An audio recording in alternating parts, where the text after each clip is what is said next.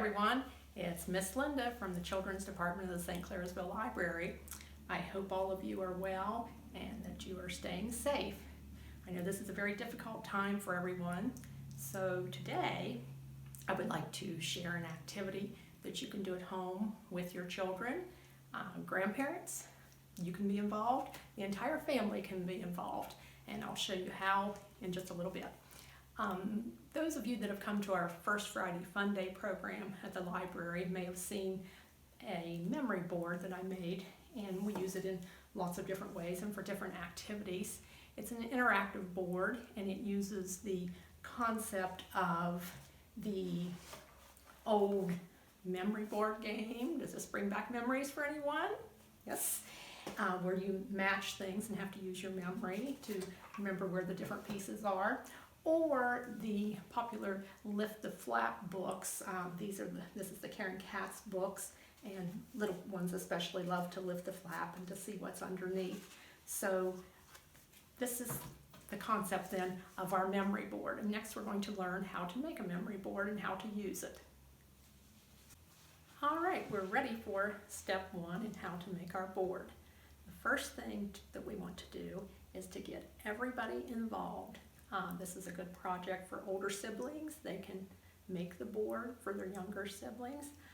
Grandparents, you can be involved. You can make one at your house, and then you can play games later on with your kids, with social distancing, of course. So, in order to make our memory board, you need a piece of cardboard, or like I have used right here, okay? Or you could also use foam board. And whatever material you use, you want the board to be rather stiff. And then you can cover it with material like I did.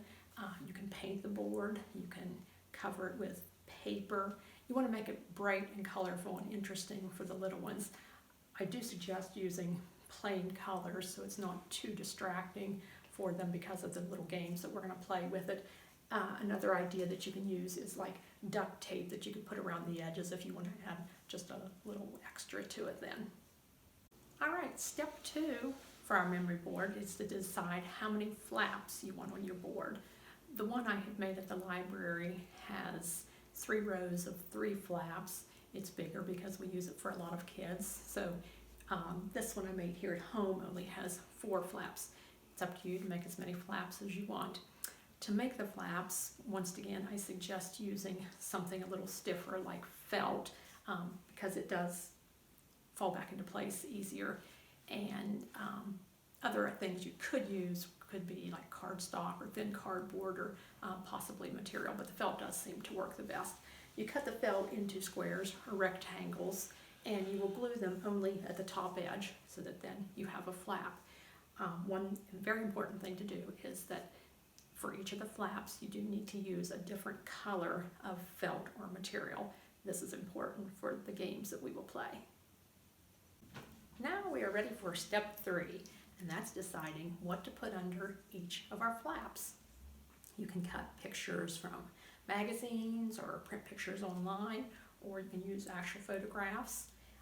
You can decide if you want the pictures to possibly have a theme, like here I made animals. So you can make a set of animal pictures, or maybe you want them to have a color theme. So I made different red items. Or it could be something that your child is familiar with. And with the current situation that we're under right now, with children not getting to visit with their grandparents or their cousins, maybe you'd like to use pictures of family members so that they could stay connected to them. Or another thing is like we had talked about on the old memory board game, you could use matching sets of pictures.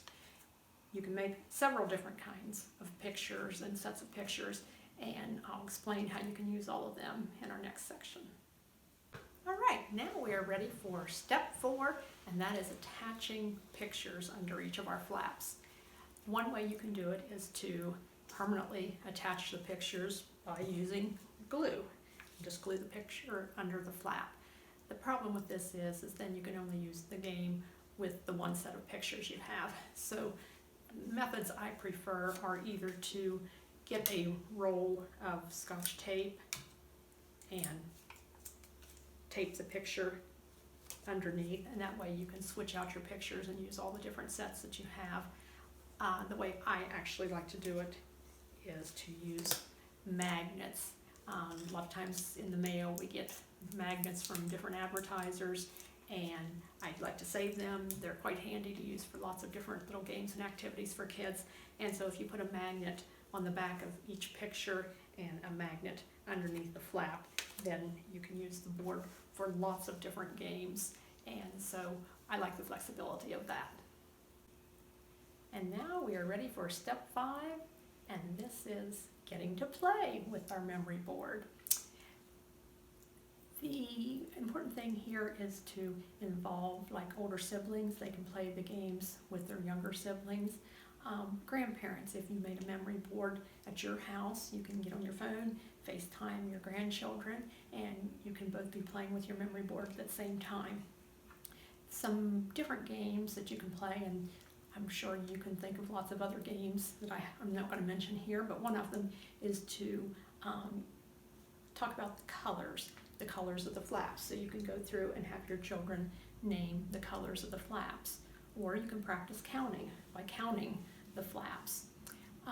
Another thing that you can do is you can go through and show your children already have pictures under them and lift a flap and say, oh, there's a bunny under the pink one, and there's a kitty under the blue one, and wonder what's under the green one. A doggy under the green one, and a little lamb under the red one. And then you can say to your children, what was under the pink flap? Do you remember what it was? And see if they can guess that it was a bunny. Or you can go back through and say, somewhere there was a kitty cat. Which flap was it under? Was it under the red one? No. Was that under the blue one? Yes, we found the kitty under the blue one. Or, as we had mentioned earlier, you could do like the memory board game if you're playing with duplicate pictures, and you can have them lift the 2 flaps that would have the 2 duplicate pictures under them.